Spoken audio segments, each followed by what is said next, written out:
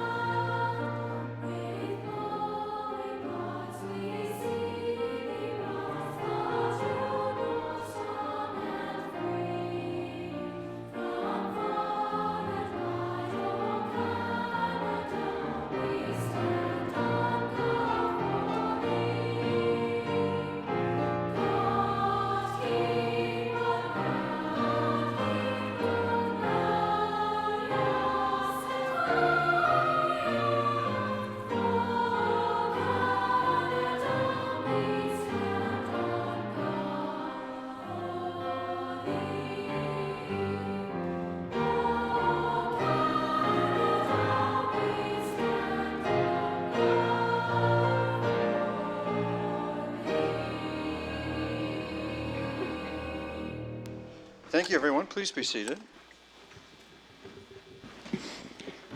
Yes, sir. Your Worship, I missed actually something on the conflicts of interest or on the pecuniary interest. I'm going to declare an interest on the item with respect to Kerr Street BIA on the Administrative Services Committee. I am a CEO of a company that operates in that business improvement area and as such a member of that organization. So I'll be declaring a pecuniary interest tonight. Thank you, Councillor Noel. Council, are you satisfied with the minutes of the previous council meetings as listed in the agenda? Councillor Duddick and Councillor Chisholm are happy enough to move and second them. All those in favor? Opposed, if any, and the minutes are confirmed as printed. And now we come to our standing committee reports. Except that, let me see here. I know we have a delegation. Yes. So, Madam Clerk, as I understand it, we have a delegation on item 4 of the Community Services Committee meeting. Is that right? Would you call the delegation, please? Audra August and Mike Pakowski is here to speak with the Council on the annual School Crossing Guard report. Welcome. Council looks forward to your information. Thank you. Good evening, Council. My name is Mike. Presentation, yeah. So, thank you. It's just a short PowerPoint. You can start talking. Good evening. So my name is Mike Pakowski. I'm the principal at Lynbrook School, and this is Audra August. She is the head of People and Culture at St. Mildred's. So on behalf of both schools, we are here just to speak again at council. I was here last year, again on behalf of both schools, and you can see, perfect. So these, the images that you'll see in front of your screen are a couple images, one from the perspective of Lynbrook School and one from the perspective of St. Mildred. So this one's from St. Mildred's, and you can see the crossing guard lines depicted there. And then some letters, which I'll make reference to in a little bit. So we are just here, I'll just read a short little statement. So as members of the leadership team, we are outside several mornings and each day after school, ensuring that children arrive to and from school safely. And we often witness dangerous situations. We continue to be very concerned about the potential risk for everyone in our community who cross on Lynbrook Road. There are many people who are crossing the street, children walking to Lynbrook and St. Mildred's, children walking to other schools, parents, community members, and cyclists. Many times, even with a stop sign, the cars don't stop. Between the two schools, we have almost 700 children coming to school each day, and many of them are crossing from one side of the street to the other. On a daily basis, parents, teachers, and the leadership team members at both schools comment on the dangerous nature of the traffic and the potential risks and dangers. So we are back again for the second year in a row, appealing to all of you to please consider placing a crossing guard at the crosswalk between St. Mildred's and Lynbrook. We continue to try and search for a volunteer within our community. So you can see some example of letters of us reaching out to our community. But thus far, it is not successful. During last year's council meeting, it was noted that this location warranted a crossing guard, and we hope that by speaking with you again today, you are reminded of its importance and necessity. Thank you. Thank you very much for your information. Are there questions for the delegation? Councillor Elgar. I'm trying to recall when that school was approved, one of the conditions is that Lynbrook would pay for a crossing guard. Is that correct? Yes, that's correct. So we are in agreement with St. Mildred's that we would absorb the cost of a crossing guard, and this question was also raised last year as well. So we are happy to pay for the cost of the crossing guard. However, the difficulty is that I believe previously there was a shortage of crossing guards applying to positions at the town, and the crossing guard must be trained through the town. So so that's still the difficulty. I guess, I don't know if there still is a shortage of crossing guards, but they still must be trained through the town. At that point, once they are trained, yes, we would pay for them. Okay, at the appropriate time, I'll ask staff if they can comment on what can be done to resolve that, because I know it was an issue at the time about the crossing if there was no crossing guard. Right. So 3 years later, I guess, still there. Yeah. Thank you. Thank you. Councillor Giddings. Thank you for coming out. Good to see you. Good to see you too. The crossing guard had always been in place and paid for by St. Mildred's, and it was a condition of having the schools there that we provide a crossing, that you have a crossing guard, and we are the only body that can provide a crossing guard. Correct. As Councillor Elgar said, I'm sure staff will be able to bring us up to date in terms of the difficulties they're having and the number of locations. If I recall from the report that was at Community Services Committee last week, there are 288 crossings each day, and it's one of the top, certainly the top 10, if not lower than that in terms of crossing. And you've been without that crossing guard since the fall of 2014? I believe, yes, the crossing guard retired. I remember the boys and girls were bidding him a fond farewell in his retirement around that time. Yes, the fall or winter. I wasn't at the CSC committee meeting last week. I was at the other half. And subsequently, I spoke with Director Enrico Scalera, and I know that he's going to be setting up a meeting. So with that, that's all I have, Mr. Mayor. Thank you. Thank you very much for being here. Thank you. Thank you.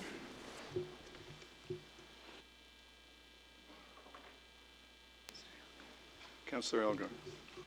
I would just wonder if staff can give us an update of what is happening there to resolve the issue that's been ongoing regarding not being able to find a person. Through you, Mr. Chair, we have made improvements in terms of our ability to recruit crossing guards.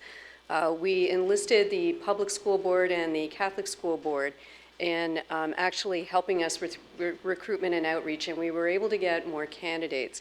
The challenge that we have is because of the age of a number of our candidates, they don't have driver's license, so they are limited by public transit or their ability to actually walk to a location. So they're only eligible to work in certain spots.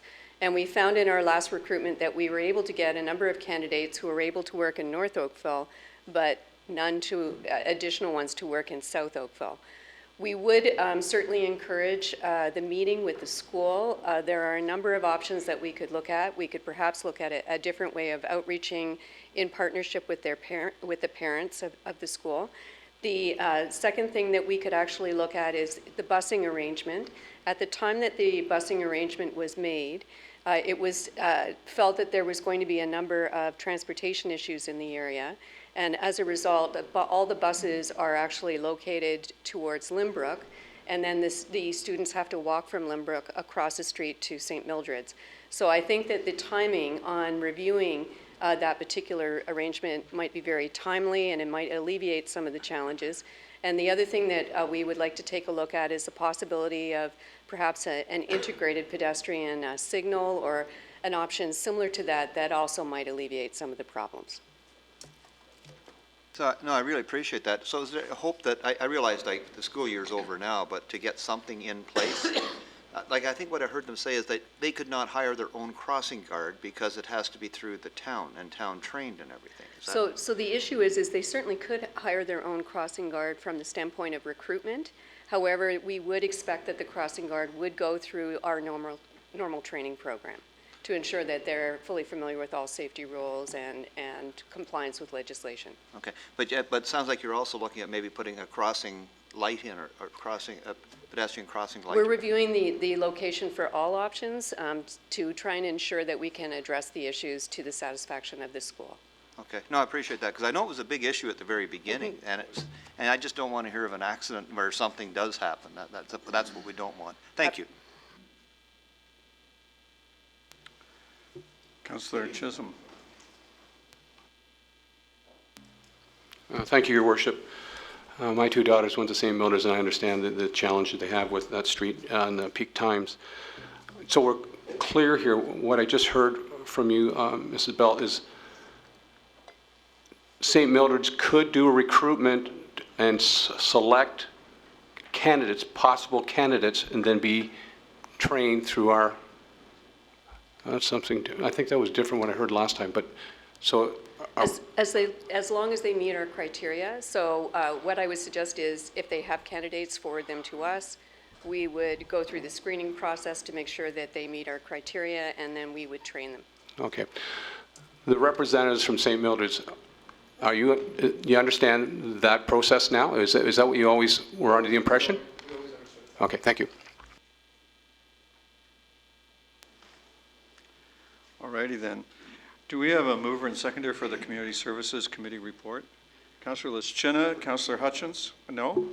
Councillor O'Meara? Sorry, I'd wish to step out item number 5 after that. There's a recommendation in front of everyone for number 5. So if we could just separate item number 5, that would be great, Your Worship. All right, we're separating CSC number 5. Councillor Chisholm. Yes, I'd like to separate, I don't know what number it is, but the Special Event Strategy Report from Recreation and Culture. I'd like to speak to it. Is that item 5 also? It's the same, yeah, item 5, thank you. It's separated. Yeah, so, done. But I think they're two different issues with respect to it. You'll both get to speak. Thank you. Councillor Giddings? I don't have any separations, Mr. Mayor. I'd just like to let our friends from St. Mildred's and Lindbergh School for Boys know that that's it for the audience participation part of it. And we'll be following up with Director Enrico Scalera, and we'll be getting together in the next week or so. Are you suggesting that they might not find the rest of the meeting riveting? I believe they're hockey fans, Mr. Mayor. Oh, well, we can't stand in the way of hockey. I'm still looking for a mover and seconder for CSC. Councillor Giddings and Councillor Hutchins this time I'll take. All those in favor for everything except item 5, and that is carried. And now, item 5, Councillor O'Meara, you first.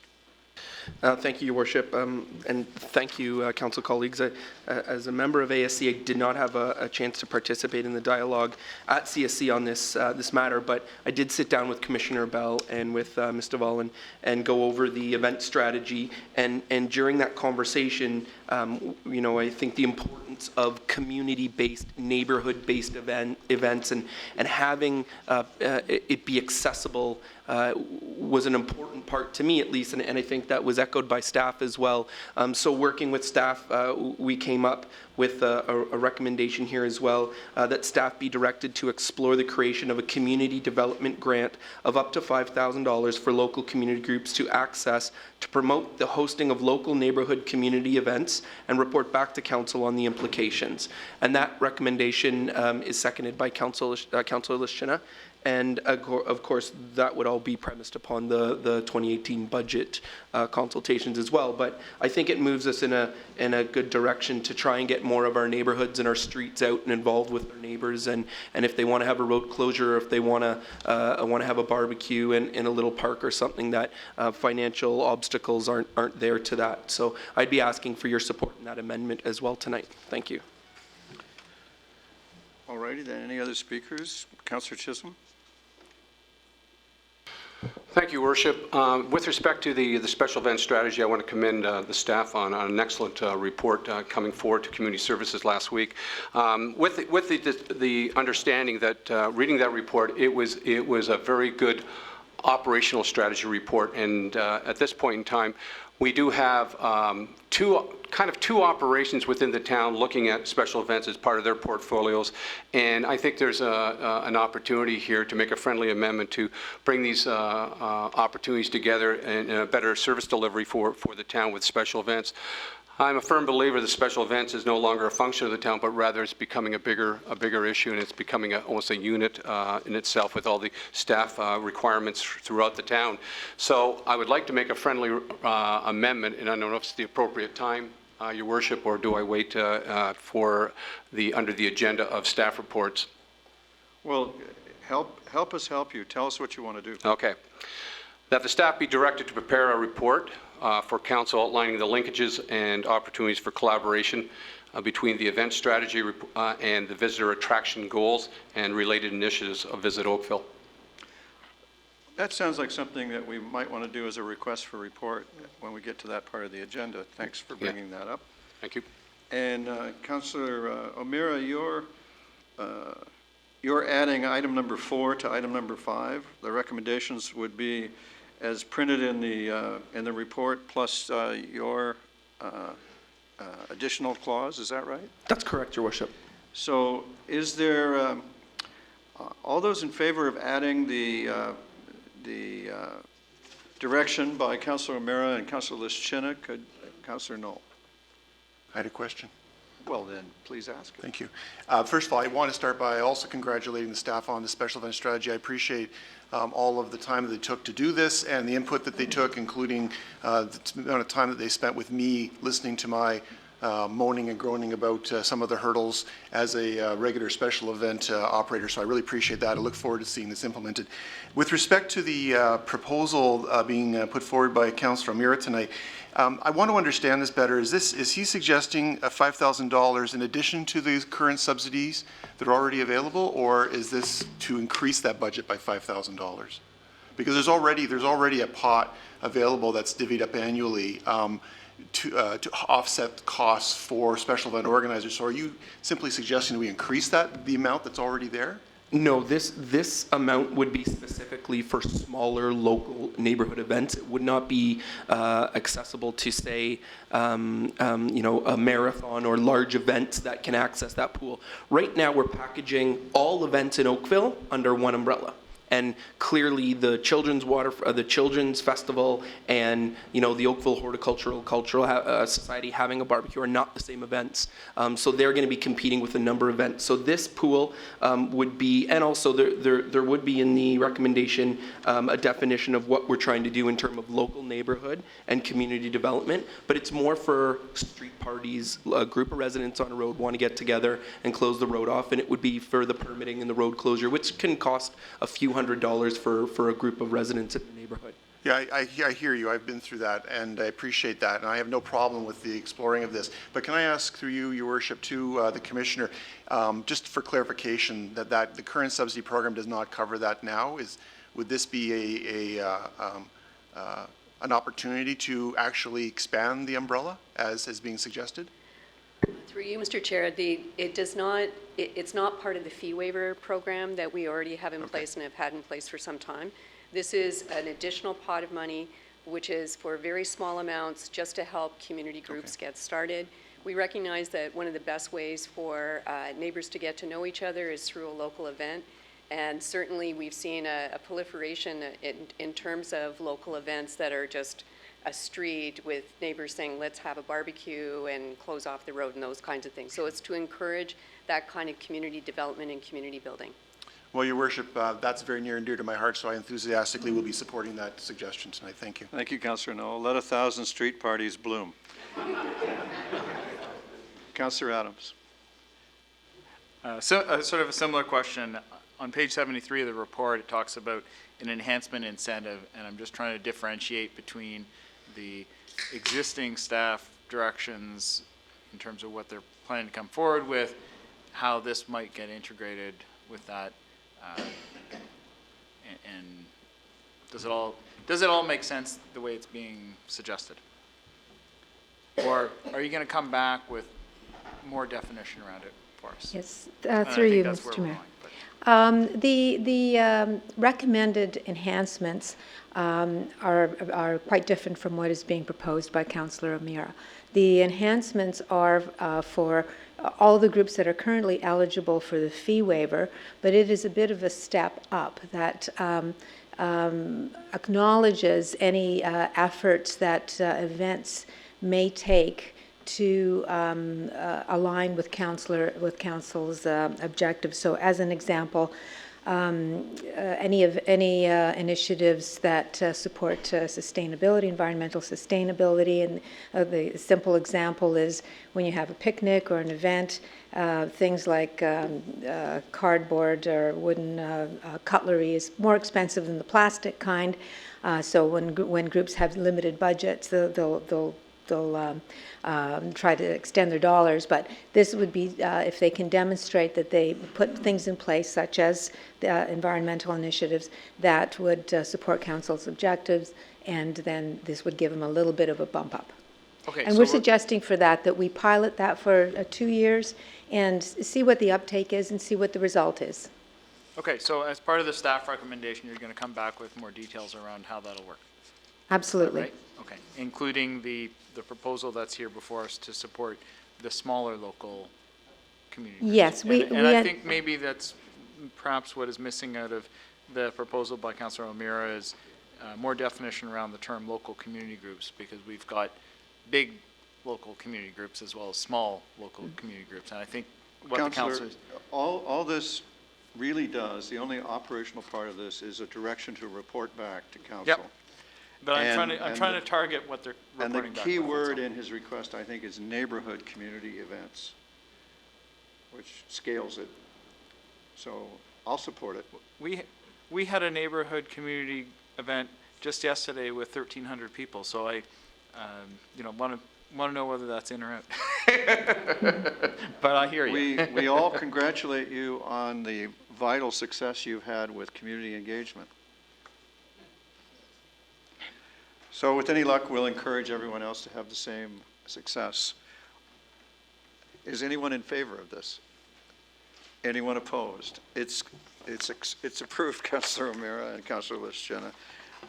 So now, the balance of CSC report, item number 5, all those in favor? And those opposed, and that too is carried. And now we come to ASC, and we'll vote on ASC item number 2 separately to deal with Councillor Noel's declared conflict of interest. I'll call the vote on item number 2 now. All those, I need a mover and seconder for it. Councillor Lapworth is moving it, and Councillor Giddings is seconding it. All those in favor of item number 2? Any opposed? Item number 2 is carried. Can I have a mover and seconder for the rest of the report? Councillor O'Meara, Councillor Chisholm, all those in favor? Any opposed? And that is adopted. So away we go. That, unless I've missed something, that allows us to reach our discussion items. And the first discussion item is the Oakville Enterprises Corporation Annual General Meeting and Business Financial Update, approval of the 2016 consolidated financial statements, directors' remuneration, appointment of auditors, and appointment of directors and chair. And you have your report and your recommendation. And at this time, I think we can give our attention to the chair of Oakville Enterprises Corporation, Ms. Marie Oswald. Welcome. Thank you. Good evening, Mayor Burton and town councillors. It's a pleasure to be here tonight in my capacity as chair of the board of Oakville Enterprises Corporation, or as we like to call it, OEC for short, to participate in the company's 2017 annual general meeting. As you know, the town is the sole shareholder of OEC, which is the parent company of Oakville Hydroelectricity Distribution, Inc., and over 20 other companies involved in the provision of energy and infrastructure services. OEC's vision is to be our customers' most trusted provider of these services. And our first priority is safety across the organization at all times. This evening, OEC is pleased to present the annual business and financial update to the town. In a few minutes, its President and CEO, Rob Lister, will address the topics you see on the screen, ranging from a business overview down to the 2016 financial statements. But before I turn the podium over to Rob, I would like to take this opportunity to say a few words about the Board of Directors of OEC and its subsidiaries. The key role of the board is to drive value creation while providing direction and oversight to the corporation. I am pleased to confirm that we have a strong, high-performing board of directors. Its members are selected based on a skills matrix that is updated regularly to reflect the needs of the corporation today and into the future. The directors are all Oakville residents who bring a depth of knowledge and extensive executive-level experience. Regular board rotation has ensured a diversity of thought, new insights, and refreshed perspectives. With me tonight are the following directors who are sitting in council chamber with Rob Lister and the executive team. I would like to ask each director to raise their hand as I mention his or her name.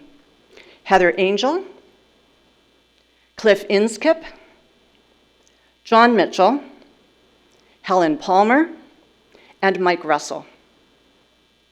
Thank you. We now move into the business update portion of our AGM presentation to be given by Rob Lister. Rob, over to you.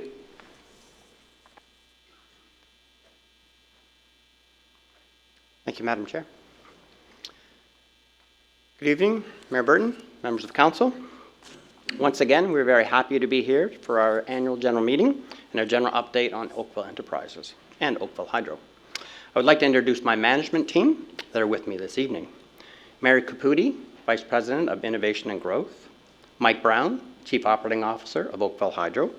Scott Moody, Chief Operating Officer of Energy and Infrastructure Services. And Simon Abbott, Vice President of Human Resources. And I have two new additions I would like to introduce to council. New to us is Pat Spruan, Corporate Secretary. Pat brings a wealth of senior experience from a number of sectors, including energy from Western Canada. And Sean McCoggin, our new Chief Financial Officer. Sean comes with senior energy and heavy industry experience, along with valuable insights into finance and growth opportunities. So Sean? I'm thrilled to have Pat and Sean as part of our team and able to introduce them to council this evening.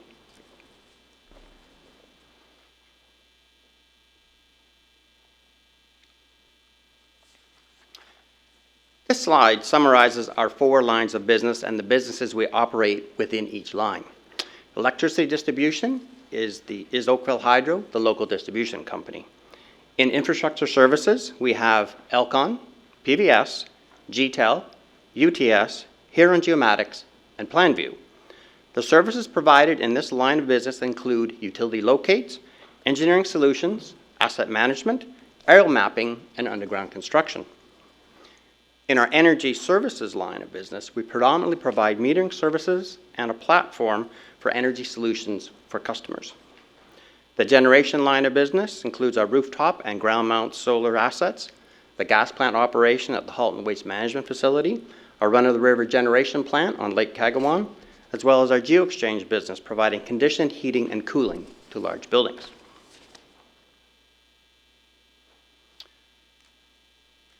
Over the last number of years, our dividend contributions to the town of Oakville have been increasing. These increases have been driven by the growth of our competitive businesses. As a result of our 2016 operations, we will be providing a $5.9 million dividend to the town next month.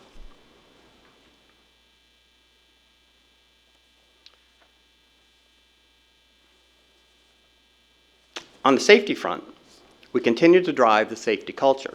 Being top of mind every day, all day, at work and at home is one of our key messages. Our safety record is very good, and our Staying Alive program permeates throughout the organization and into the industry. We partner with Rob Ellis's My Safe Work program in Oakville, with the message reaching students across Canada. Power reliability for Oakville is a priority. On the graph, Oakville's reliability for its customers is represented by the red line. In 2016, the average total outage duration per customer was 30 minutes, well below the Canadian and Ontario average. As I've talked about before to Council, our distribution system is very automated, providing us the capability to switch circuits and restore power quickly. Our employee engagement and customer satisfaction, we continue to exceed industry averages with a 74% employee engagement score and a 90% customer satisfaction score. I'm pleased with the results of our programs and attention to these very important aspects of our business. Year over year, we exceed industry averages. Oakville Enterprises continues to be active in the communities it works in and serves. Here are some photos of community events in which our employees participated. In Oakville, we are very engaged with the United Way, and as you know, last year I completed a term as the chair of the United Way Oakville Campaign Cabinet, in which we met our campaign target of $4.3 million.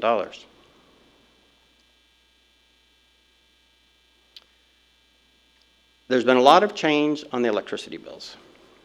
In 2016, we converted from bi-monthly to monthly billing for residential and small business customers. This conversion was mandated by the Ontario Energy Board, our regulator for Oakville Hydro. All electricity customers are now on monthly bills. The water bills, in which we manage on behalf of the region for Oakville, continue to be billed every 2 months. This arrangement does create up and down total bill amounts month to month on our customers' bills. We have been advised that the region will be converting a portion of their water meters to include advanced metering capabilities in 2017. In late 2016, the province of Ontario announced the Fair Hydro Plan in an effort to reduce electricity costs to households up to 25%. This plan is currently before the legislature for approval.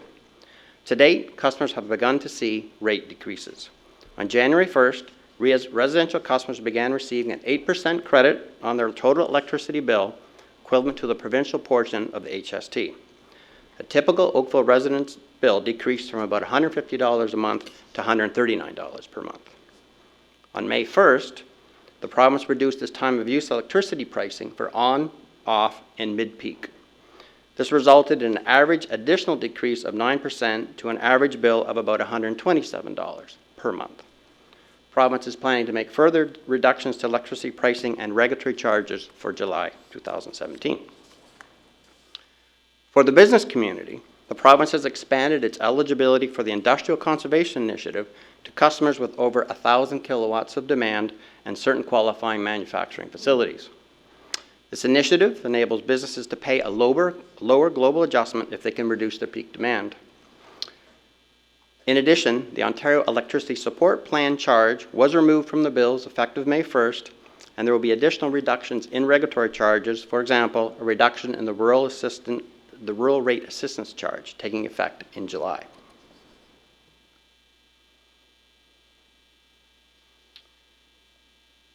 Since I discussed our LDC strategy with Council in late 2015, there have been a number of developments. In December 2015, there were 71 LDCs. Currently, there are 63 with recently completed transactions such as the new Electra has combined PowerStream, EnerSource, Brampton, and Horizon. Hydro One has purchased Aurelia, Peterborough, and Woodstock. And there's some pending transactions which include Whitby and Viridian, which are in discussions. St. Thomas is merging with Integris. Collingwood is in discussions with EPCOR, and Midland is selling to Newmarket Tay. At present, Oakville Hydro is the 9th largest local distribution company in Ontario. Over 2016, I have been talking to other LDCs and exploring mergers and acquisitions and opportunities to advance our strategy. As approved by Council, we pursue developing a formal relationship with a financial partner to assist with our LDC strategy.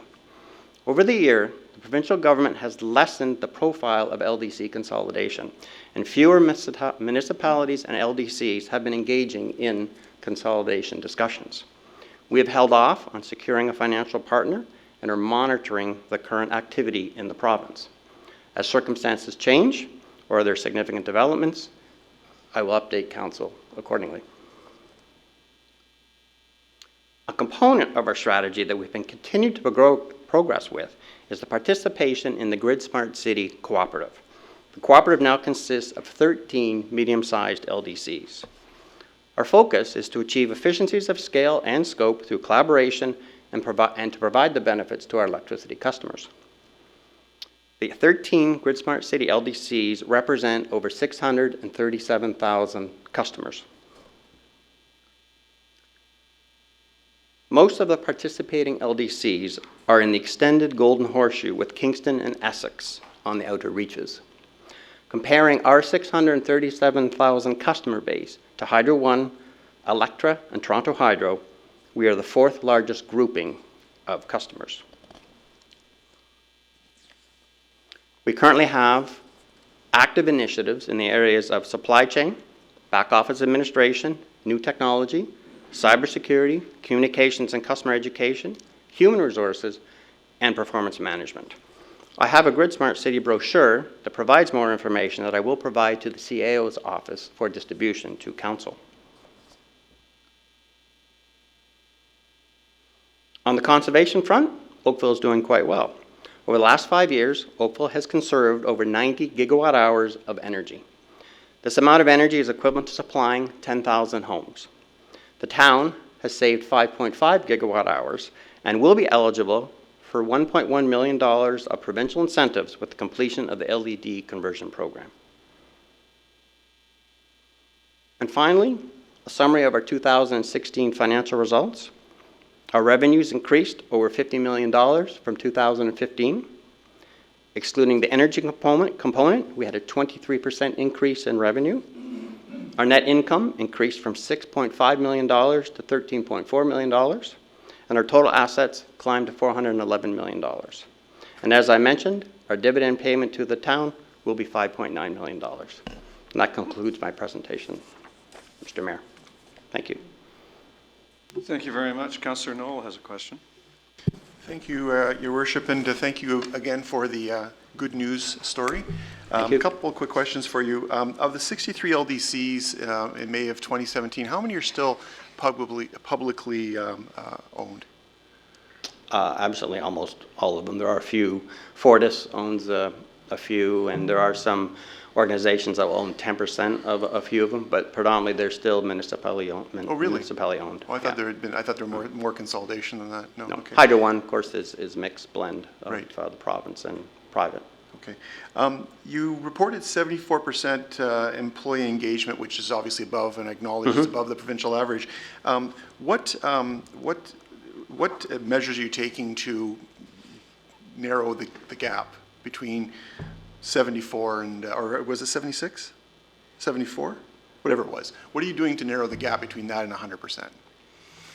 Well, it comes to a point of diminishing returns, and every year we look at some of the ones that, we don't look at the top ones, we look at like 10 down, what are some of the attributes that we could improve on, and so a lot of it comes back to communication and face-to-face engagement with employees. So those are I would say the two priority ones to try to move that. Okay, but there is ongoing engagement to try to, you're not, constantly. Even though you're doing well, you're not simply be satisfied with that, you'll keep working. No, it's constant. We've added a lot of employees to the corporation over the last number of years, and so by adding people who've never been part of a larger organization, so it is a constant theme. So that number would include the people in some of the smaller branches, some of the smaller agencies outside of Oakville. We have over 1,000 employees now. Okay, well then that includes all employees. Then that's an absolutely exemplary number then in that case. I hadn't given that much consideration. In terms of your conservation numbers, can you flip back to the slide for a second? You had indicated a number of gigawatts. So do we know how well residents are doing? I know that it's a combined number between residents and businesses. Do we know how well the residential sector is doing in terms of conservation? Through you, Mr. Mayor, I'm going to ask Mary Caputi to make a comment on that. So over the last 5 years, the average resident has, their monthly consumption has reduced.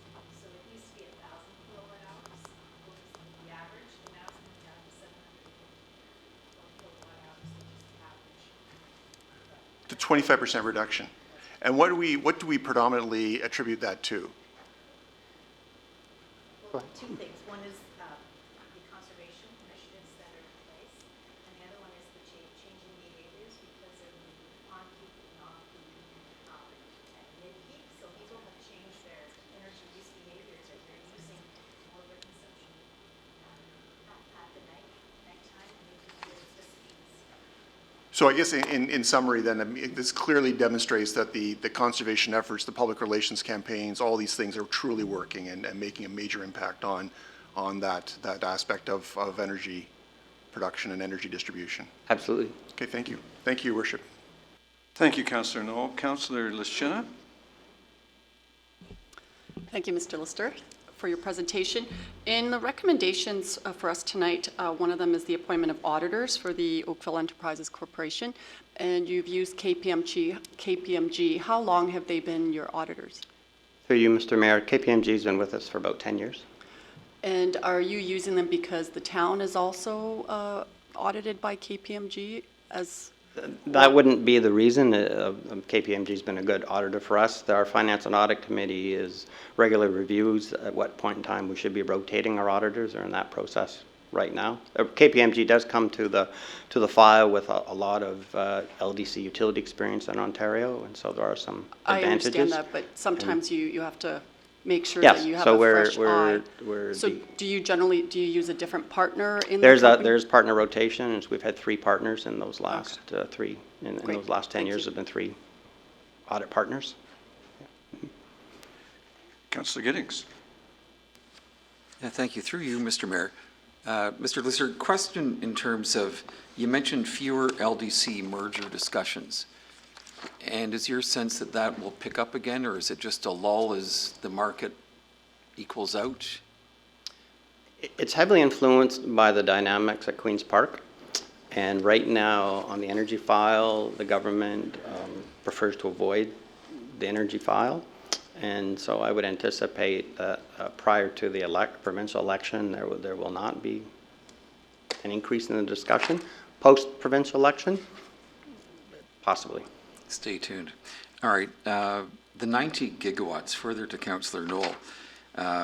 So conservation efforts have worked. We've got LEDs and DC motors and higher SEER ratings and all that good stuff. How do we compare as a municipality to others in terms of our residents? Is there more, as Councillor Knoll was talking about, is the low-hanging fruit gone, or is it straight reduction at this point? Through you, Mr. Mayor, on the residential file, we are comparable to other residential communities, and a lot of our savings are coming through the retrofit programs, the lighting retrofits, the machinery retrofits for the small business, some of the larger business. And so, yes, I would say the low-hanging fruit has been taken advantage of, but there's still lots of people that haven't got the message, and there's still opportunity to make more gains in that front. All right, and my last question, it comes up every AGM in terms of electric cars. We've talked about the need for balancing systems and increasing usage as more and more cars or electric vehicles are being charged. Can you update us on that one? I'm always curious. So we're involved in a sort of a monitored charging pilot in which we are gaining information as it relates to the attributes of cars being charged overnight and our ability to potentially manage charging over time. The penetration of electric cars still continues to be quite small. Oakville has the highest per capita in Canada, but I believe Quebec has more penetration of electric vehicles, if that makes sense with the numbers. But and the penetration has not been great, so it hasn't been an impact on our system yet. But I anticipate that will be coming as electric vehicles become more prevalent, autonomous vehicles become prevalent, which likely might be electric vehicles that that there will be more of a file that we need to manage in order to be able to deal with the charging requirements. Thank you sure. very much. Thank you, Council. Could I have a mover and seconder for the recommendation? Councillor Elgar, Councillor Hutchins. All those in favor? And that's carried. Mr. Lister, I want to thank you, and I want to say that you have a very proud-making safety record, and I'm very proud of the way you've embraced and worked with Rob Ellis, the Oakville dad, who's become the guru of on-the-job safety, and just outstanding financial results, which I think proves that you can be safe and still make money. And that we've lit a beacon, I think, for the industry. And personal congratulations for your personal success with the United Way campaign. That was an outstanding piece of leadership, and all of the town benefited from it. Thank you very much. Thank you, Mr. Mayor. Thank you, Council. Council, if you turn now to the good news report of discussion item number 2 on hometown hockey, and if you give your attention to the podium, we can share this, at least a synopsis of this with the public so that they can appreciate the good news that we have here. Good evening, Mayor Burton and members of council. My name is Sarah Douglas-Murray. I'm the Senior Manager of Cultural Services for the town of Oakville, and I'm pleased to be here tonight to give you a brief presentation on hometown hockey in Oakville, as included in your agenda this evening. The town of Oakville has been approached to host hometown hockey in December of 2017. Many of you may have seen hometown hockey on TV, and it's been hosted in many communities across Canada. The event has been hosted in local municipalities of Guelph, Milton, and Hamilton over the last few years. There's no proposed date for hometown hockey as of yet, but as the NHL schedule is confirmed later this spring, a date would be selected. And the event typically has about 8,000 to 12,000 attendees over the weekend. So what is hometown hockey? Hometown hockey is a traveling hockey celebration with free outdoor hockey activities. It includes an outdoor viewing party of an NHL game broadcast on the Sunday afternoon or evening, and a video of the host municipality is featured as part of the national broadcast. Hometown hockey is a large prepackaged event with many components that comes with their own sponsorship and activations. Festival features include Rogers sponsor and brand activations, as you can see in some of these images. There's a main festival stage that features musical performances on Saturday and Sunday. Sportsnet Mobile Studio hosts interviews over the weekend with local personalities. There's on-site activations by local hockey associations and groups. Local businesses are encouraged to paint the town red, and their homes and storefronts and streets are encouraged to decorate and celebrate hockey and the town of Oakville. On-site hockey activities would also be included, such as the ball hockey games shown on the slide here. The event would take place on Saturday between noon and 6 p.m. and on Sunday from about noon to 10 p.m., pending the exact time of the hockey game. Town staff met with hometown hockey earlier this spring and toured a number of Oakville locations, including locations in each of the 3 BIAs. Hometown hockey has selected a location in downtown Oakville, and the tentative location selected is on Lakeshore Road between Dunn and Thomas Street, on Thomas Street between Church and Lakeshore Road, on George Street between Church Street and Lakeshore Road, and in Municipal Parking Lot 2 on the southeast corner of Church and Thomas Street. Municipal Lot 2 is included as some of the event components need a larger footprint than can be accommodated on a road right away. The use of these areas would involve installation of tents, vehicles, a stage, community groups, and other activities on the streets and in the parking lot indicated. And in order to accommodate the scale of this event, installation in a selection of these areas would begin on Wednesday of the week preceding the event. Road closures would begin on Friday morning. Town staff have also met with the Downtown Oakville BIA to outline the proposed activities and implications for the commercial district during the proposed December 2017 period. The BIA board and its staff have expressed their enthusiastic support for this event. So hometown hockey is a well-oiled machine at this point in time, and they do have a number of requirements for the host municipality. They require a main point of contact, which would be the event supervisor in the Recreation and Culture Department. They also require that the host municipality organize a local organizing committee that would be engaged and would include an interdepartmental staff team from representation from parking, roads and works, economic development, as well as the BIA minor hockey organizations, including Oakville Rangers, Hornets, and the Oakville Blades. The host municipality is also required to provide extensive event support, promotion, and logistics. And we've been working with the hometown hockey staff and an interdepartmental staff team to identify a budget that would include all town cost as summarized in the table included in your report. So we have several recommendations for council to consider this evening. That you receive this hometown hockey report, that should council wish to proceed with the event, that staff be authorized to enter into an agreement with the hometown hockey to host an event in late 2017, and that funding of $96,000 be funded by the Tax Stabilization Reserve to cover costs associated with the event, and that the Town of Oakville permit fees and internal expenses, excluding transit and parking, be waived for the hometown hockey event. I'm happy to answer any questions that council may have. Well, thank you. Let's find out if there are any questions. Are there questions, Council? Councillor Giddings. Through you, Mr. Mayor. So if we receive this report this evening, hometown hockey will be coming, or are there other cities that are being looked at, other towns that are being looked at? Pending us reaching an agreement with the hometown hockey through our legal, hometown hockey will be coming to All right. Oakville. And in the report, it mentioned that the BIA downtown was enthusiastic. Yes. Awesome. Thanks.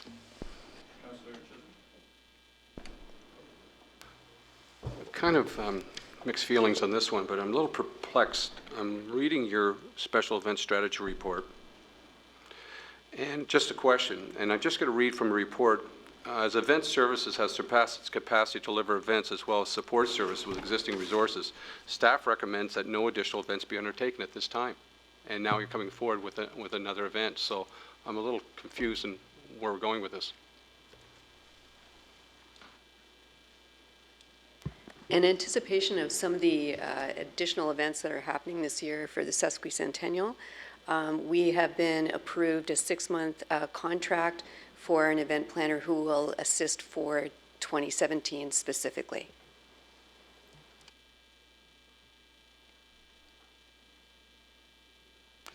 Thank you. Councillor O'Meara. Thank you. My question just pertains to that last part, and I appreciate you reading over it again because I didn't read where it said excluding parking in transit. So how is that going to work downtown Oakville in terms of getting those thousands of people and transit and parking down? I mean, how are we supposed to get people in and out of downtown? Through you, Mr. Mayor, certainly we would be running a transit shuttle to and from the event. It's the permit fees. So staff are recommending in the report that some of the internal permit fees, such as the parks permit fees and some of those permit fees that would normally be charged, would not be part of that $96,000. However, transit and parking do have set costs to buy out the parking of Lot 2 and to run a shuttle. So those are included in the $96,000 budget. Okay, sorry, thanks. I just was looking for clarification. Thank you. Councillor Lischina. I think Sean literally read my mind because that was the exact question. Thank you. Councillor Elger. Yeah, thank you very much for the presentation. I'm just wondering, how much is the downtown Oakville BIA contributing to this event? Because I would think they would be the main benefactors, correct? Through you, Mr. Mayor, they certainly will be a benefactor of the event, but when hometown hockey comes to a municipality, they come to partner with the municipality, so there is no contribution from the downtown BIA at this point in time. I thank you for that information. Councillor Hutchins. Thank you. Obviously, the high-rise parking garage on Allen would be very useful to use, although it's going to be right in the middle of the tearing down the hospital. Is there any way you see being able to use that as the extra parking? Through you, Mr. Mayor, it's not something we've looked into at this time, but we could certainly look at that as we're planning the event and look at parking requirements. Okay. We have, as part of the budget, planned to run a shuttle from the Oakville GO station to downtown on a regular shuttle loop. Okay, thank you. I'd like to move this. Councillor Giddings. If there are no other questions, Mr. Mayor, I was going to be happy to move the 4 recommendations. Well, I was wondering if I could auction off the right to move and second this item. And I was having trouble telling how many bidders there would be. Do we have another question, Councillor Knoll? I was going to bid a large bag of popcorn. Oh, all right. Yeah, I do have a question. With respect to the contribution that we're making, is this a similar contribution to what other municipalities have had to do? Is it proportionate with other municipal contributions?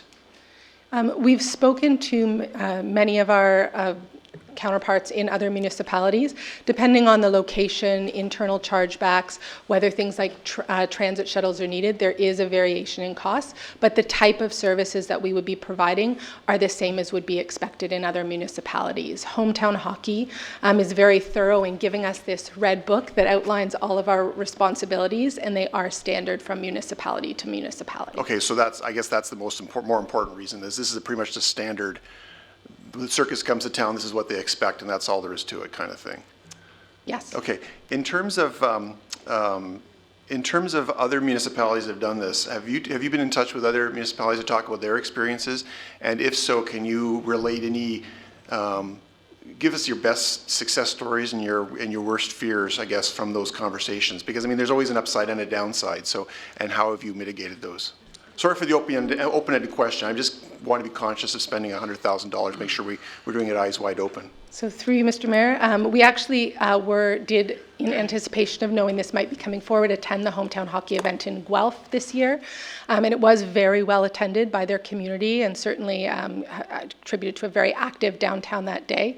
In speaking with some of our other municipalities, like all events, some of the risks or downsides are often to do with events, running them in December with weather concerns and issues. So one of the major challenges, for instance, Milton did have is they had a significant snowfall just before the event. So we've looked to include those sorts of costs, that we would expect for snow clearing and things like that in our budget to make sure that we could kind of look ahead to those issues. Is it safe to say that the municipalities that have done this have had a net benefit from it, or is there any deathbed confessions as to the fact they wished they had never done it kind of thing? I think the communities as a whole, we heard that the communities were very supportive and the residents were very appreciative to be able to experience the event in their hometown. And economic development, has anybody reported beneficial economic development attributes? The video that is played certainly is an important part of that. I haven't spoken specifically to economic counterparts in other municipalities to get exact numbers, but there certainly is seen to be a benefit for that national profile. Okay, thank you very much. I'll support it, Your Worship. Councillor Grant. Thank you. Deathbed confessions. Just given that it is actually the start of Tourism Week, one question is, they do mention promoting this. I'm hoping that when we have our regular golf game here this year, that we might be talking to people about the fact this is coming up in December to try and capture some of the people who live in the periphery of Oakville to come back in December. Is that something we're planning on? I think it's certainly something that we can work with the local golf event on, making sure that we have some information there about Hometown Hockey coming. Because too often, sometimes in tourism, we focus on one event at a time and don't think about trying to stack up to benefit the later events. Great, thank you.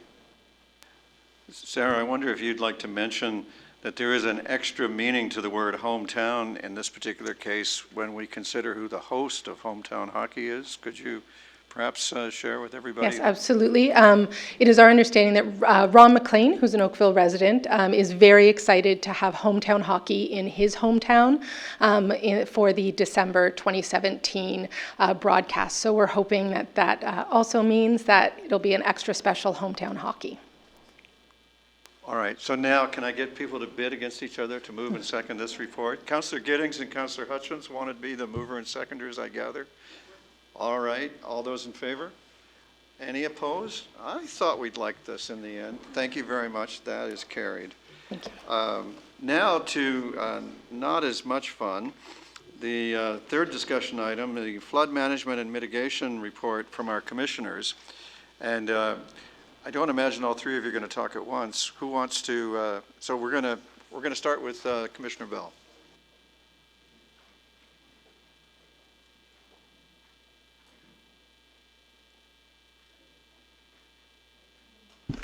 Thank you, Mr. Mayor. This is a flood response presentation. I want to emphasize the fact that it's a preliminary report at this time. Much is unknown in terms of where we will actually land with the flood mitigation, so I just wanted to highlight that you will see future presentations on this particular topic.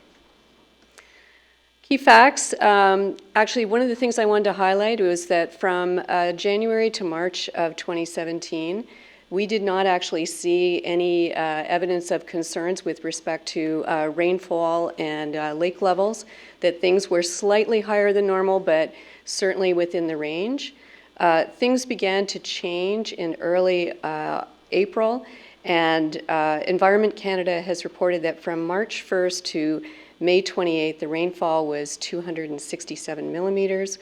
130 of those took place between April 20th and May 28th in 38 days. So that's almost double the regular rainfall, and coupled with slightly higher lake levels that began to rise, it's sort of the perfect storm. Environment Canada has highlighted that this is the worst flooding in Oakville since 1918, and that we're going to be in a response mode for the foreseeable future. This is a very different experience than the ice storm. When the ice storm took place, the storm took place over 16 to 18 hours. We had about 3 days of actual response, which was essentially getting trees and limbs off roads and restoring power, and then we moved completely into recovery. We will probably not be in recovery at the earliest until late August, but could be as late as October, based on the current projections that we're getting. The International Lake Ontario's St. Lawrence River Board has already projected that lake levels normally are the highest in June. They anticipate that that will be the case again, and that they're predicting that the lake levels will actually peak mid-June, so obviously we're going to stay on very high alert. We are hopeful that the recovery phase will begin later this summer, but as I said, it's really going to be up in the air in terms of where we're going to land, and we will be reporting on a regular basis. The extent of the damage and associated costs will also not be known till later this year. One of the challenges that we're having is we know that there is damage to shoreline. We anticipate with some certainty that there is probably damage to marina infrastructure, and there's certainly ongoing damage that's being done to our parkland and trails. However, the full extent will not be known because much of this infrastructure is submerged and will not reemerge until sometime this fall. Key dates from our perspective was on April 8th, our team began to notice higher levels of rainfall than normal and higher level than normal lake levels. Just so you know, the Community Services Commission monitors and reviews the weather forecast every single Monday from the standpoint of potential storms, how it might impact road conditions, transit, all of those kinds of things. So this was a standard practice for us, and we began to notice that conditions were changing at a rather rapid rate. So we began to monitor them on a daily basis. April 27th, which was the Thursday before the April 29th, 30th weekend, we reviewed the situation again. We were obviously going to sustain higher than normal rainfalls, and so we added additional resources to that weekend and specified areas where we thought we might have hotspots and inspected them twice a day. We were correct, Coronation Park did start to flood out and some of our trails, and there were certainly higher levels in both of our harbors. But where we had an unexpected situation was Garlock Gardens, where we had a seawall, part of the seawall actually fail, and water was rushing in, and the lake at one point merged with one of our ponds. On May 1st, which was the Monday after that weekend, we established formally our flood response team to do daily inspections, sometimes twice daily, depending on conditions. We put formal mitigation plans in place and did full response.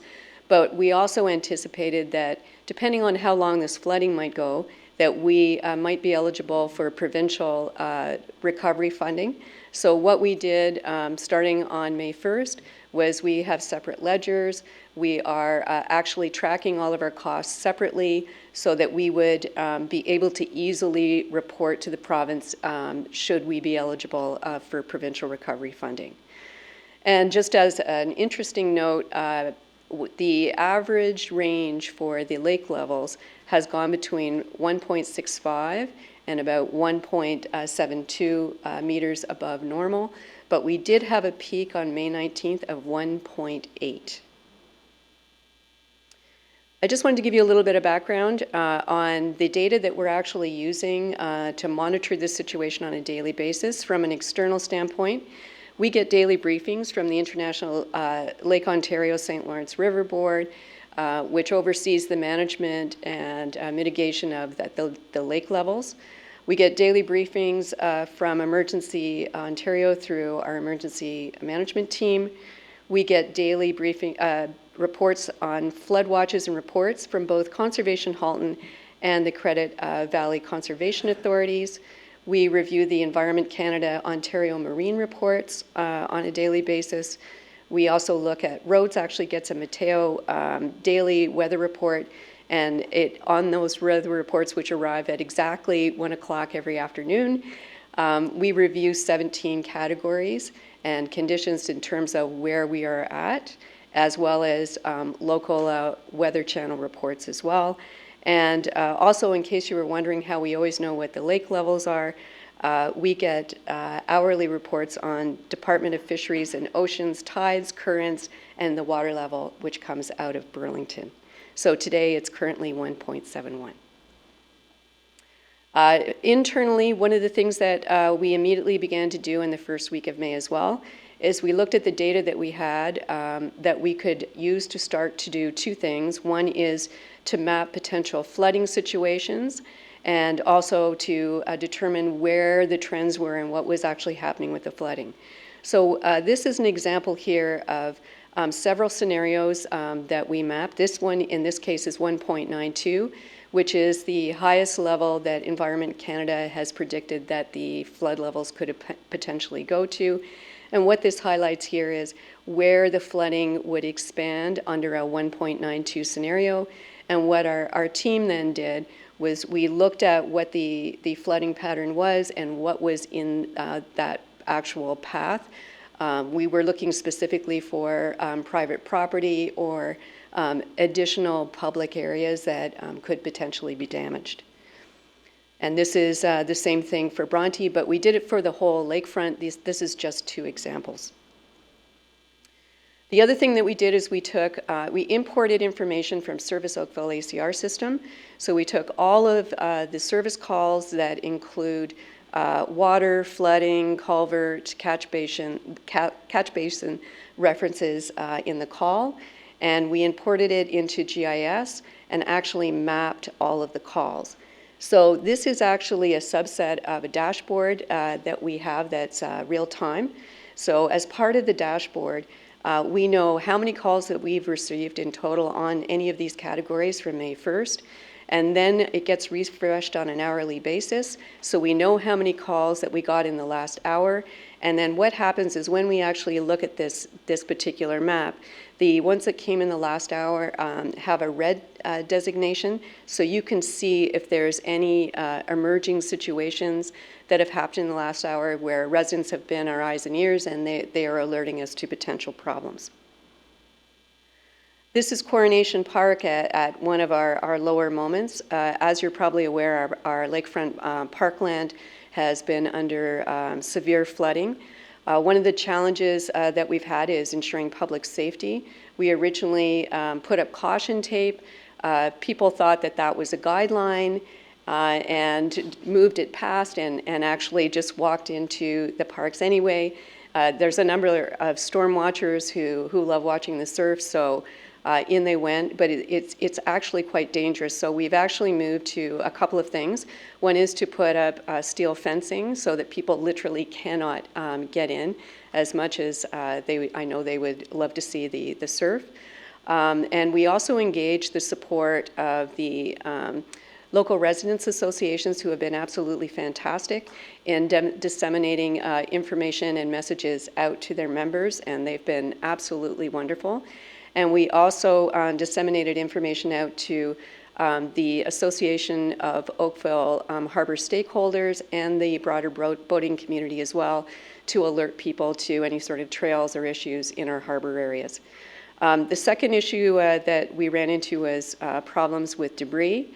We're finding, and I'll have later shots here, debris in the harbor areas tends to be smaller, but certainly prolific.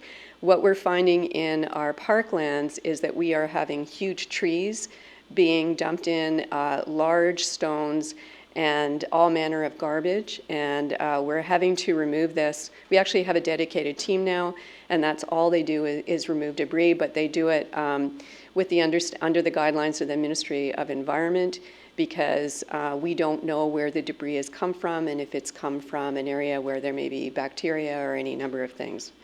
The third issue that we will be dealing with and are currently dealing with is wildlife are extremely excited about the change in state of our parklands and have taken up summer residence, and that may be a challenge to then get them out again.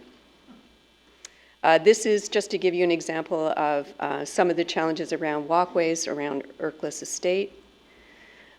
The flooding in and around Lyons Cabin, and the number of parking lots that have been flooded, not flooded, flooded, not flooded on an ongoing basis. One of the biggest challenges I would say that we have is we have ever-changing communications, which I'm sure can be at times a little bit frustrating for our residents to know what's open and closed. So we're trying to update the website as quickly as we can. This is some of the issues in Bronte Harbor. As you can see, there is quite a bit of debris there, although the debris in the harbors tends to be a little bit smaller in size. One thing that's unique to Bronte Harbor is that we had to cut off power for safety reasons. So one of the reasons why, a big reason why Bronte Harbor is now closed from 9 p.m. to 6 p.m. is there's a lack of lighting, and it's because of the water levels being almost level with land. It's highly dangerous at night for people to be able to tell the difference. And we've spoken with a number of other marinas, and they are also shutting down power as well. So this is quite common, although we haven't had to yet in Oakville. This is the situation in terms of the parking lot and the Metro Marine building. And Bronte Marina docks, our finger docks, as you can see, are at a somewhat of a 45-degree angle. One thing I am quite proud of is we've been able to get all boats for the clubs into the water, except for the Powerboat Club. Anyone who has seen the Powerboat Club property, their docks are under a great deal of water, and it's too dangerous for them to try and get a crane in. But we're hopeful that at some point soon that we might be able to assist them. This is, again, the Metro Marine building, which we're trying to shore up as best we can. We've been asked a lot of questions about sandbagging. We have already deployed approximately 3,000 sandbags to different locations. So, for example, but certainly not exclusive to, we've sandbagged Tow Wharf, the Powerboat Club, parts of OYS, the shipyard parking lot, the Lyons Cabin, part of Bronte parking lot, and the Metro Marine building as well. One of the things that you need to be aware of with respect to the sandbagging is two things. We recognize that we are sandbagging as best we can, but water is still going to get through. But it's becoming an important delineation between where land is and where water is from a safety standpoint for the public. So it's actually dual purpose. And again, you can see where that comes into play, particularly as it gets dusk. And we had to sandbag Lyons Cabin 2 or 3 days ago, and we're hopeful that that will hold. In terms of next steps, We are going to continue in the response mode indefinitely. We just saw a report come from the International Lake Ontario St. Lawrence River Board within the last hour. What they're predicting right now, but everyone's predictions, I'll be honest, are shifting from week to week, is that hopefully the water will peak out around June 10th, not January. That would be terrible. June 10th, and that will slowly recede, and that we can probably move into recovery mode sometime in September. But it's going to take a long time for the water to recede to a level that will actually make a difference and where we can actually start to assess what's going on. As I mentioned earlier, all our expenses are being tracked separately for this particular situation since May 1st, and we're doing it completely in accordance with ODRAB guidelines. One thing that I do want to flag is that the province has very specific guidelines on what costs can be collected or reimbursed for and others that aren't. But what we are going to be doing for council is we are going to be identifying eligible costs, ineligible costs that have been incurred, but we're also tracking lost revenue, areas where it is really going to impact, and we're going to start to see the lost revenue issue is with permitting in parks. What we were able to do initially in May was that we had the first 2 weeks when we began to realize what was happening, we were able to work with our bookings that were already in place, and we were able to successfully move most of them to other locations. When we began to realize that the lakefront properties were going to be under a severe flood watch over the longer term, we stopped taking any type of bookings at all. And as you probably are aware from an earlier communication, the Children's Festival has been moved to QEP, and we have notified all of the residents in that area as well. The other thing that we have done, and this is a great lessons learned from the ice storm, is that when the province came out and met with us, one of the things that they asked for was a lot of visual documentation of the amount of damage, and we really had to scramble because we didn't think in terms of having to take pictures of damage when we were too busy trying to actually get the work done.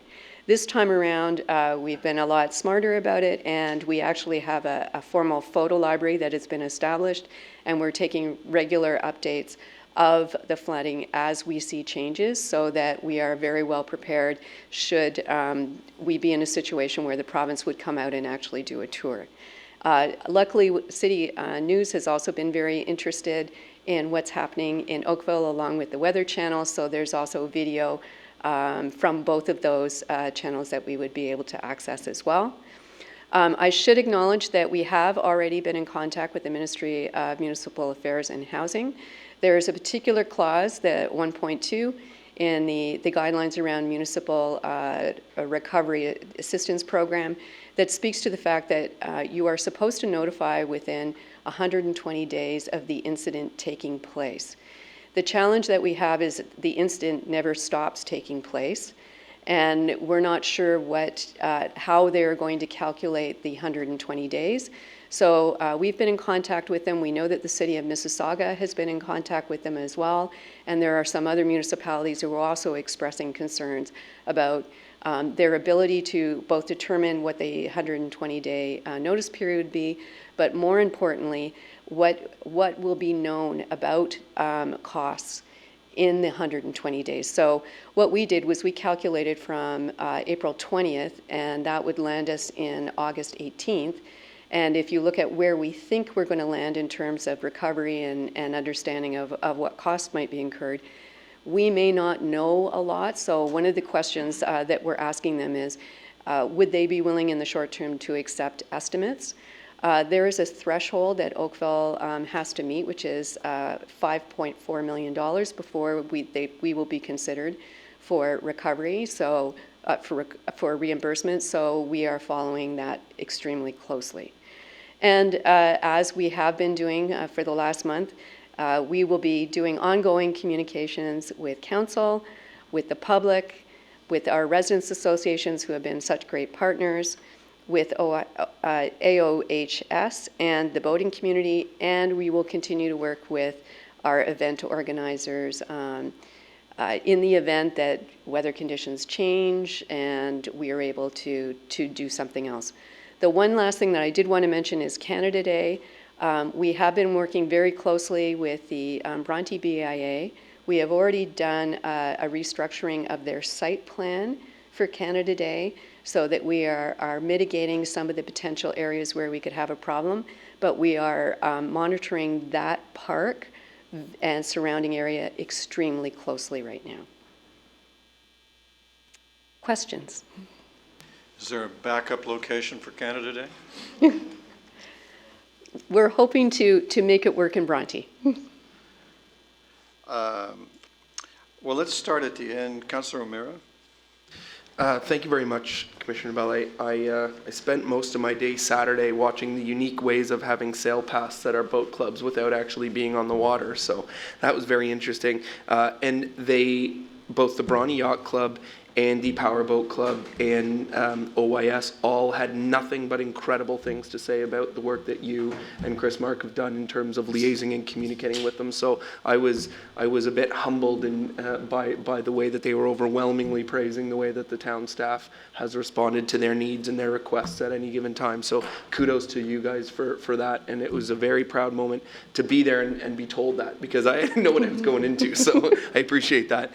My question relates to public health issues and elements when this water does stop and we have pooling and ponding, be it West Nile, other issues, both in the lakes, but also some of the roads that don't have storm sewers and they have culverts, and we could have stagnant water for quite some time. Are we working with the region on that, or is that something that we're going to be looking at, or how are we going to address or going to monitor that? Through you, Mr. Chair, we've already been in regular contact with the Chief Medical Officer. They are already starting to do water testing as they would normally do at this time of year, but they're very much aware of standing water issues, and they're very concerned about potential bacteria that is being brought from other communities. I don't know if people heard, but Hamilton had to release partially treated sewage into their harbor. So that has flagged some concerns. I know the Toronto Chief Medical Officer has also expressed some concerns about bacteria in the water as well. So all of the Chief Medical Officers' departments are working very closely together around water quality and also issues like West Nile. So we can look forward to updates then on the health issue through Most the same definitely. updates that we get from you? Yeah. Thank you. Thank you, Your Worship. We'll get you those E. coli readings as often as you like. Who's next? Councillor Dudek? Thank you. Through you, Your Worship, first of all, just to add to what Councillor O'Meara had said, I cannot speak highly enough of our staff. Having been out there, as I pointed out to you, the one day when they were out cleaning catch basins and that on several of our secondary streets and that, just outstanding, especially given the ice storm is still so fresh in so many of our memories. It's yet another case of Mother Nature giving us a set to. I guess my concern is what happens, because we're getting calls from residents assuming or portraying that because they live by the lake, that it's the town's responsibility in terms of flooding of their property. Am I not correct that if it's private property, they're responsible for their property? Yes. And unless it's something like a breach of some sort of infrastructure, it's something they'd have to go through their insurance carrier for something of that nature? That's my understanding as well, and that's certainly what we've been communicating to residents. Thank you very much. Again, congratulations to the staff. It's very detailed and really time-consuming, and you drop everything on a regular day, what you have to do to take this on, and I commend staff and senior staff for proceeding in the manner that we're very comfortable with. With that in mind, the calls, Kathy and I have been receiving calls, and we just need to clarify a couple areas. One is the ditches and the swales and so forth, and there seems to be this discussion, you know, they're not necessarily on the lake, but they're up above lake shore and so forth, and they have flooding and so forth. I'm of the opinion, and I stand to be corrected on this, is that's not from the lake water, that's more from the rain process and that we've had? Or is there a pushback for the water to go back up those swales and so forth? It's rain. My understanding is it's strictly rainfall, because you have to keep in mind that the rainfall in 38 days was double Exactly. what it would normally be, and that has caused havoc in a number of areas. Yeah. So I guess my comments with respect to stormwater management strategies and so forth, I think it's starting to come true that with all the infill development and everything happening in our area has created, larger sump pumps, deeper and higher ceilings in rec rooms and basements, and all the infilling has created this flooding in backyards and stagnant water and so forth. And I understand too that people don't really understand that those swales were developed back in the 50s and 60s for those areas of the town that we're familiar with. With respect to that, the water and so forth cannot be cleared out. I mean, we're doing the best we can, but I understand that the pitch or the degrees of a water runoff is minimal, because now we're pouring more water into these swales and it's creating a problem. So aside from all the mitigation strategy we're doing at the waterfront, I just want to go on record that we need to start looking at those areas on stormwater management, because it has been indicated very clearly in a lot of the reports that our future and volatile weather patterns, that this needs to be looked at.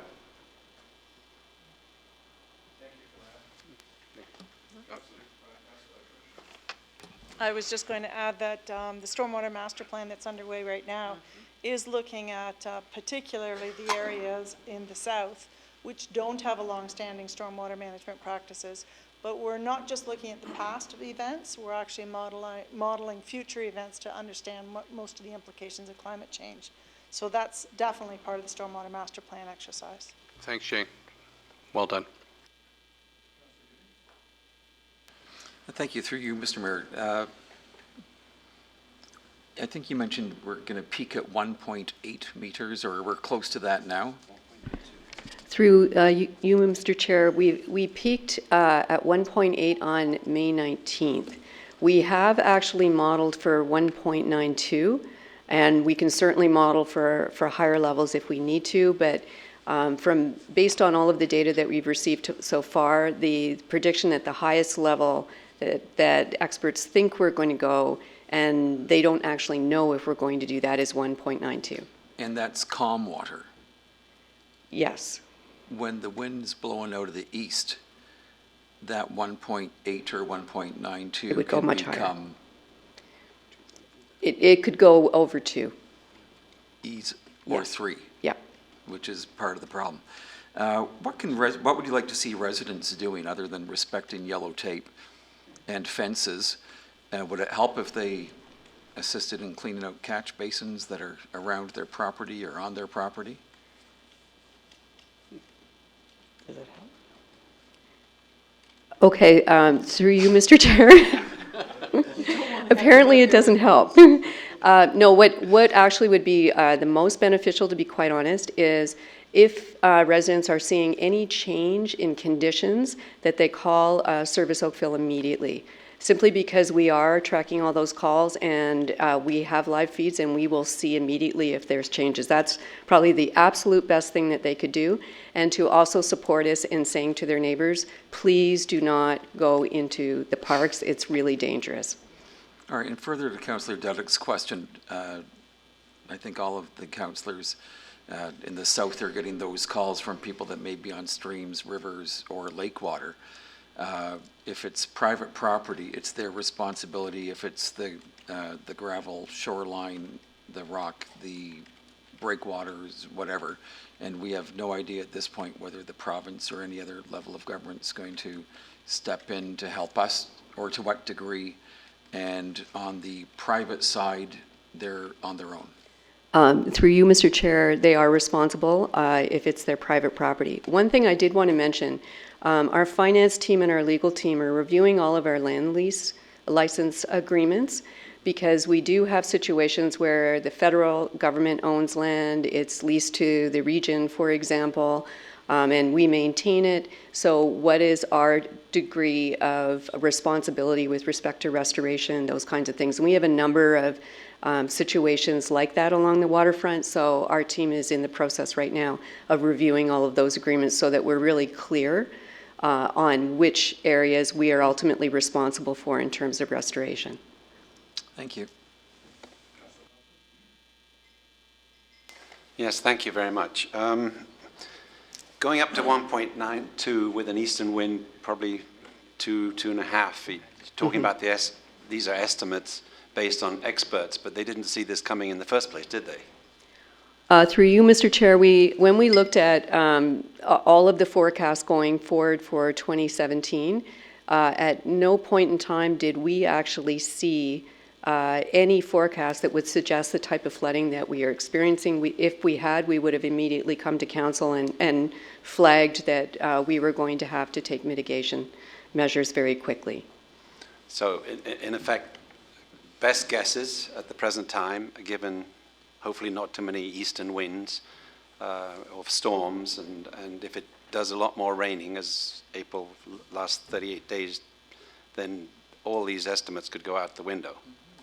Through you, Mr. Chair, that's right. Although the last report, which is hot off the press in the last hour, indicates so far that we will peak in terms of the maximum level in around June 10th. So we will have to see how that unfolds. No, I understand that, but I understand an inch down in Lake Ontario means 11 inches higher in Montreal. So it's not like we can just dump the water downstream because we basically drown Montreal. So we have to keep as much water back in a way to allow that natural thing to happen. But if it starts raining again in up north or in anywhere else, we're stuck with it. Given that, one of my questions is the Lions cabin. I noticed that the sandbags were only partially around it. Are we sure that that cabin is, I mean, I know it'll probably float, but, but are we sure that we're going to be able to protect that? I've been advised that we still have a couple of feet to go, so we're not at the maximum threshold yet. Okay. Given the public health issues too, the West Nile virus and so on, obviously this is going to be a very wet spring.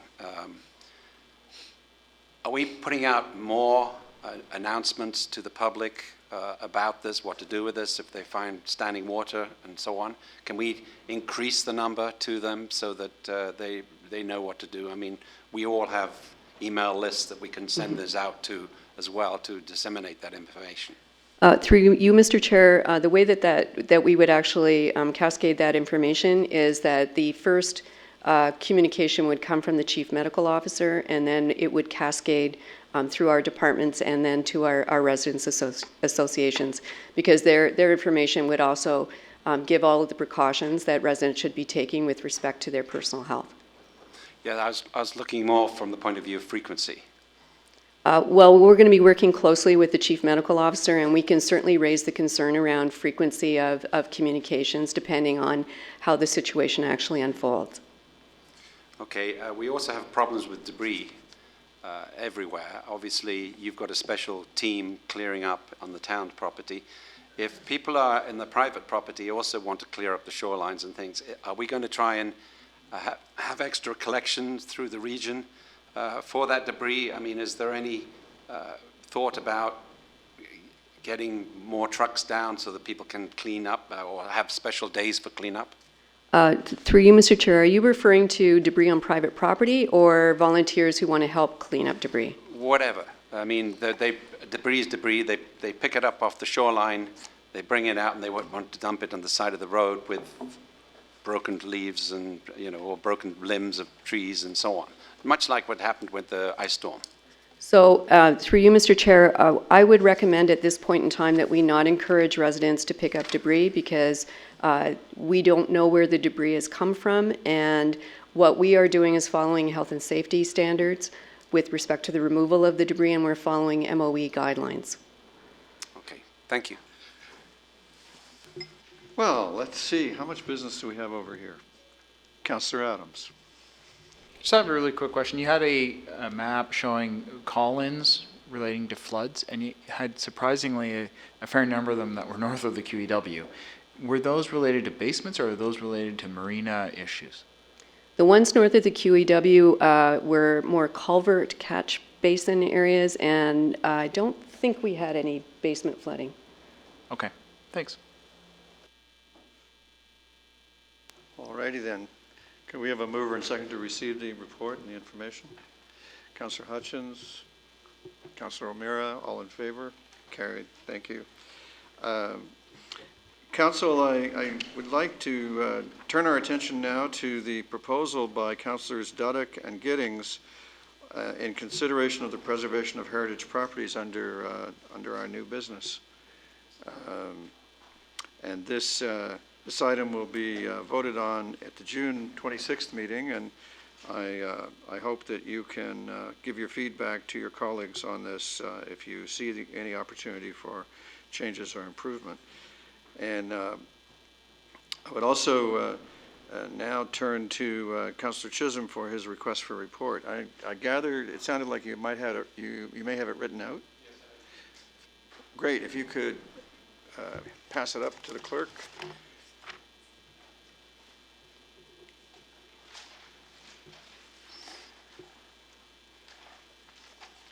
Oh, and the handwriting is very neat. I can read it. This is a request for report that the staff be directed to prepare a report for council outlining the linkages and opportunities for collaboration between the events strategy and visitor attraction goals and related initiatives of Visit Oakville. Is there a seconder for this? Councillor Duddick. Any discussion? All in favor? And that is carried. Congratulations, Councillor. Councillor Adams.